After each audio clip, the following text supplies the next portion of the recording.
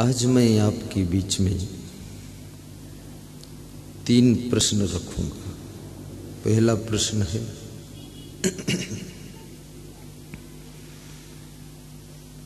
आत्मा का स्वरूप क्या है? जीव किसे कहते हैं और परमात्मा किसे कहते हैं? परमात्मा कहाँ निवास करता है? ये बड़ी मार्मिक बात है।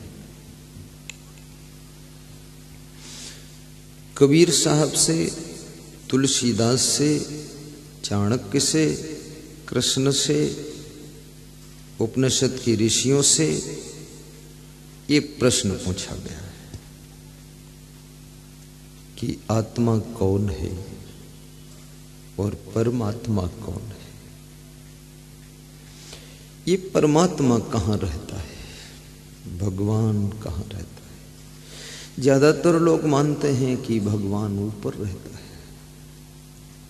और मानना भी चाहिए ऊपर, कि भगवान को अपने नीचे रखना ठीक भी नहीं है, क्योंकि आपसे बड़ा तो भगवान है ही, तो ऊपर ही ठीक है। लेकिन ऊपर रहता है तो ऊपर कहाँ रहता है? ऊपर कोई मकान नहीं है, बिल्डिंग नहीं है, ऊपर कोई भी निवास करने का स्थान नहीं, तो ये ऊपर रहता कहाँ? और फिर यदि भगवान ऊपर रहता है और नीचे तुम रहते हो, तो बीच में कौन रहता है? ये भी संदेह है। तो कहते हैं कि बीच में वह आत्माएं रहती हैं जो मरने के बाद मुक्त नहीं होती है और जन्म भी नहीं लेती है, बीच में लटक गई तो बीच में लटकी रहती है। ऐसा भी सुना जाता है। लेकिन सच क्या है? ऊपर वाला कौन है?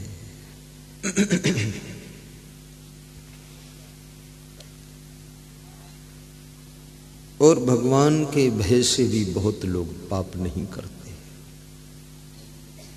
भगवान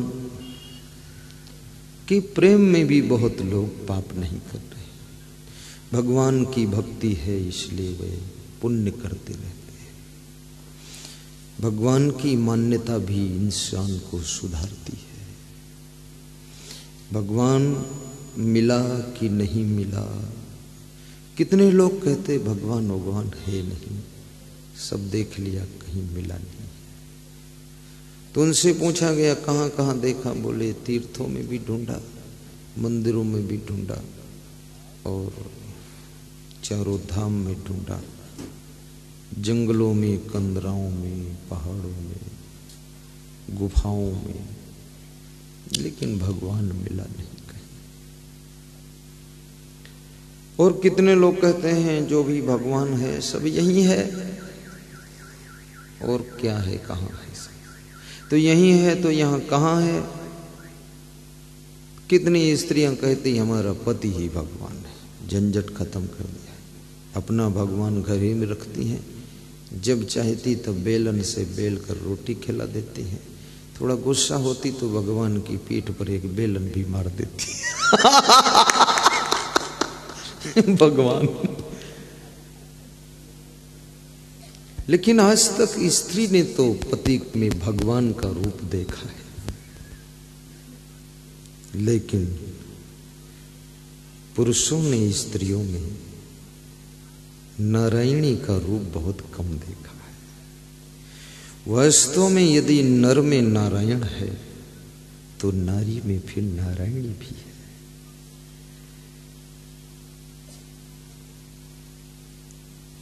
इसलिए कहते हैं कि दिल में खोज दिल ही में खोजो, यह करीमा रामा। दिल में खोजो, फिर से कबीर साहब ने कहा कि दिल में ही खोजो, दिल में खोज दिल ही में खोजो। डबल रिपीट कर दिया है, 2 बार कहा कि दिल में खोजो और दिल में ही खोजो। देखिए 2 बार। कबीर साहब को संदेह, एक बार ये लोग माने न माने क्या पता इनको। डबल बात कहा कि दिल मां खोज दिलई मां खोजो, दिल में ही खोजो। लेकिन सबकी खोज अलग अलग है।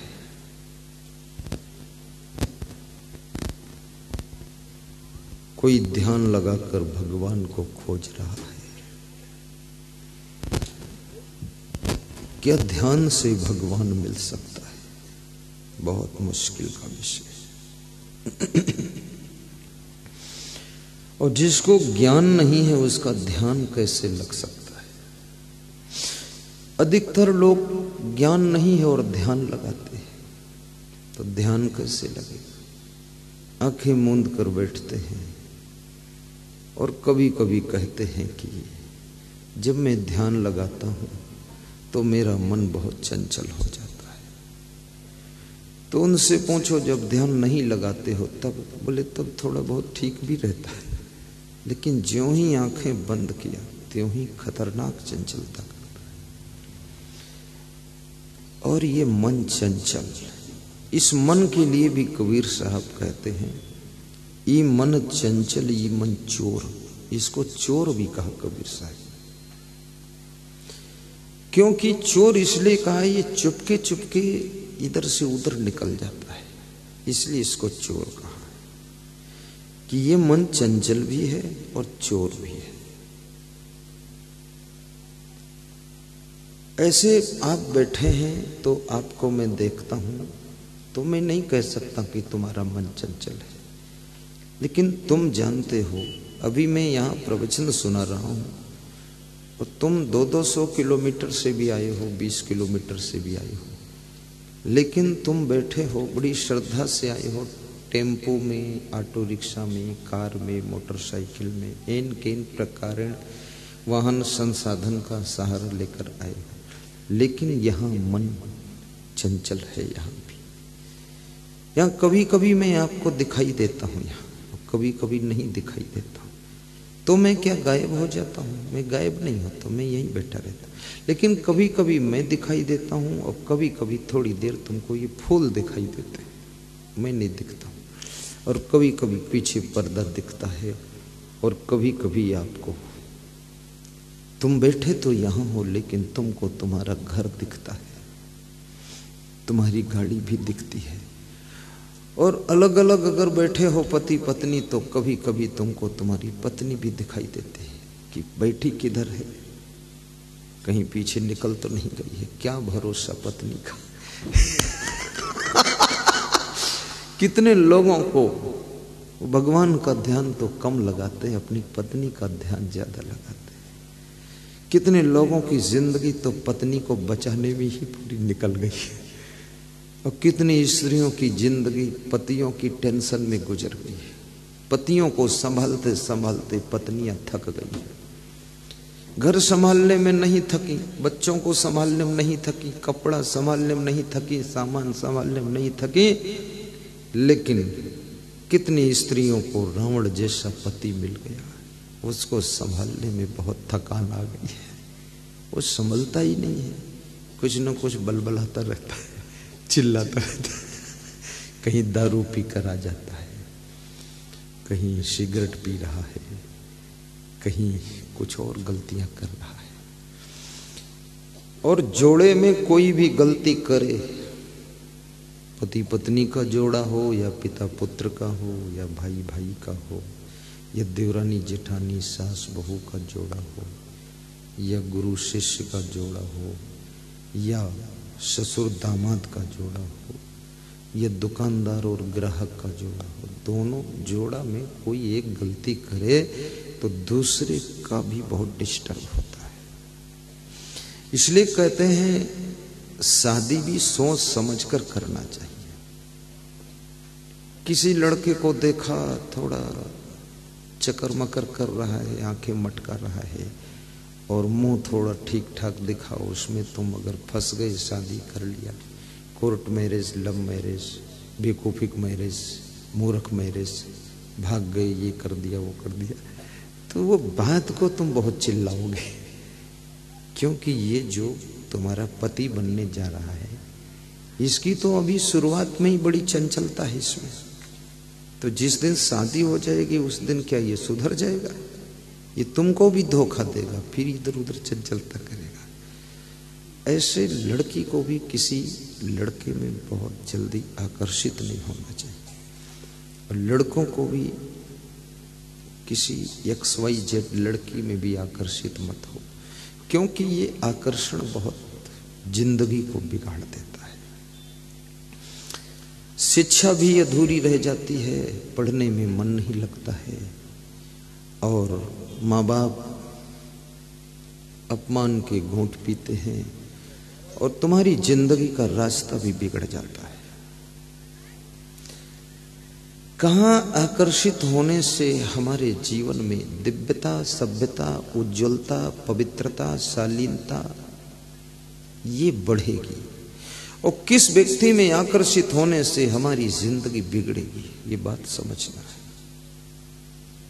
किसी शराबी में आकर्षित हो गए तो तुमको शराब पीना सिखाएगा, और गुरुदेव के प्रवचन में यदि आकर्षित हो गए तो जितना तुम्हारी जिंदगी का मैल है वो धुलना शुरू हो जाएगा। गुरुदेव का सत्संग तुम्हारे मैल को धोता है, और हर व्यक्ति की चादर मैली ही है। ओढ़ की मैली चादर द्वार तुम्हारे कैसे आऊं? साफ करके आओ, मैली लेकर क्यों आओगे? तो इसको कहां जाकर धोऊं, ये साफ कहां करूं, ये भी तो बता दो गुरुदेव। ये चादर कहां साफ होगी?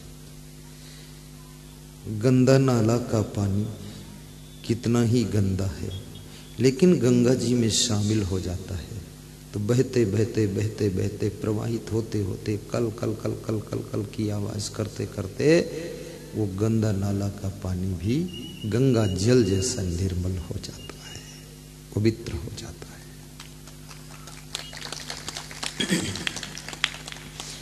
लेकिन गंगा जी का पानी, बात समझना, अगर गंगा जी का पानी थोड़ा सा उसमें से कट करके बह करके गंदे नाले में चला गया तो वो जो गंगा जल था वो फिर गंदे नाले का जल हो जाता है, फिर उसको कोई आचमन में नहीं लेता है। गंगा जी के साथ में यदि गंदे नाले का जल शामिल हो जाए तो उसका भी सम्मान बढ़ जाता है, लोग आचमन करते हैं, वो भी निर्मल हो जाता है। लेकिन गंगा जल भी यदि गंदे नाले में शामिल हो जाए तो वो भी गंदे नाले का गंदा पानी हो जाता है, उसका कीमत खत्म हो जाता है।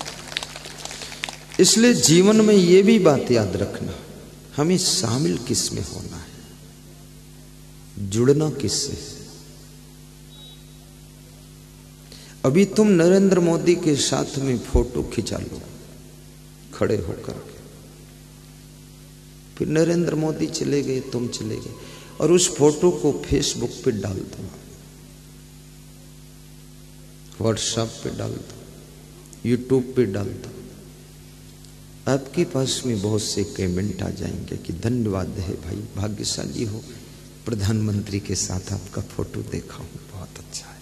लेकिन एक वेश्या के साथ फोटो खिंचा लो और उसको डाल दो तो बहुत लोग कहेंगे यार तुम इतने गंदे में उतर गए, अकल भी नहीं तुमको। सोचिए, कुछ मत करो, एक शराब की बोतल रख लो आप टेबल पर, शराब की बोतल, उसमें लेबल लगा होना चाहिए, बैग पाइपर, एरिस्टोक्रेट, व्हिस्की, जो जो शराब आती है, इंग्लिश बियर, और उसके साथ फोटो अपना खिंचा के डाल दो। पियो मत, कभी पिया ही नहीं, पीना भी मत, केवल फोटो खींच कर डाल दो। लोग कहेंगे तेरे जैसा मूर्ख तो नहीं देखा, इतनी दारू पीता है, फोटो डालता है। इसलिए फेसबुक पर दारू का बोतल सहित फोटो नहीं आता, पीते तो लोग हैं तो फोटो नहीं डालते, इज्जत चली जाएगी। किसके साथ में तुम्हारा फोटो है इससे भी इज्जत में घटबढ़ हो जाता है, याद रख। मैं अभी गुजरात की यात्रा किया, लखनऊ टू गुजरात हवाई जहाज से, मेरे साथ एक भक्त लड़का गया था, तो चतुर था, हम तो उतना चतुर नहीं, तो चतुर इसलिए नहीं, सेल्फी उल्फी फोटो वोटो बोल भी जाता हूँ, ले भी नहीं पाता हूँ, आता भी नहीं हो, इच्छा भी कम होती है। तो उसने मेरा फोटो ले लिया फटाक से, हवाई जहाज के साथ। बैठने से पहले उसका भी हमारा आ गया और उसने फट से डाल दिया फेसबुक पे।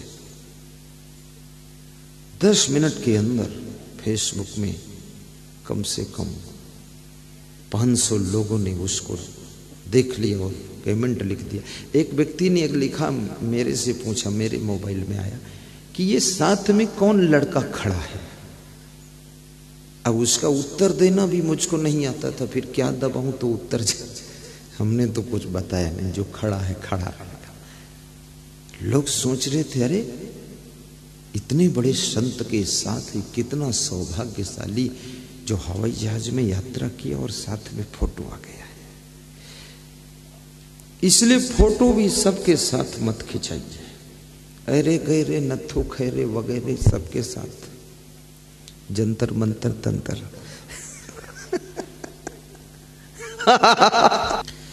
कभी कभी मेरे पास में बेटियां आती हैं और कहती हैं सेल्फी ले लूं, तो मैं मना कर देता हूं, बेटी मत लेना, क्योंकि सेल्फी में मुंह में जुड़ जाता है, गाल गाल में जुड़ जाते हैं। तो कोई देखिएगा अरे गुरुदेव इतना मुंह में मुंह जोड़ते लड़की से, है भ्रष्ट है असंग देव भी, फालतू प्रवचन देते। इसलिए अगर बेटियां और नारियां चाहती मेरे गुरु का सम्मान न घटे तो कृपया ये सेल्फी उल्फी मत लेना। पुरुष लोग भी सेल्फी मत लो। गुरु से बहुत सट करके फोटो खींचकर वायरल करना, इसमें गुरु का सम्मान गिर जाता है। तुमको पता नहीं, ये हमको पता है, ग्राफ गिरता है।